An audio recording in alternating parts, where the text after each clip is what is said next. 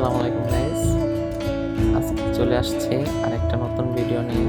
আজকে আমরা যাচ্ছি হরিরামপুর পদ্মার চরে। গ্রাম নামটা হচ্ছে গরিবপুর। ওইখানে একটা বড়ই বাগান আছে, বড়ই বাগানে যাব সেই উদ্দেশ্যে রওনা দিয়েছি। চরের রাস্তা তো, রাস্তাটা একটু ভাঙাচোরা হলেও চারিদিকে শুধু সবুজের সমাহার, দেখতে অনেক ভালো লাগে, পরিবেশটা অনেক সুন্দর লাগে। আসলে সত্যি কথা বলতে সবুজ জিনিস দেখতে সবারই ভালো লাগে।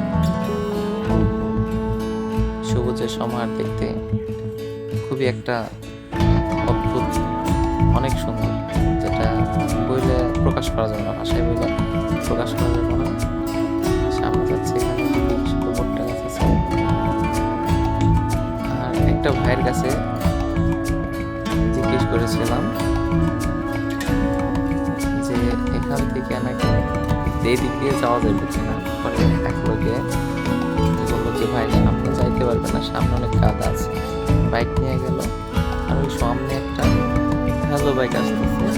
তার কাছে জিজ্ঞেস করছিলাম, ওই লোকে বলছে ভাই প্রচুর পরিমাণ কাদা, যাইতে পারবেন না, চরের রাস্তা অনেক কাদা, কাদার ভিতরে বাইক নিয়ে যাইতে পারবেন না,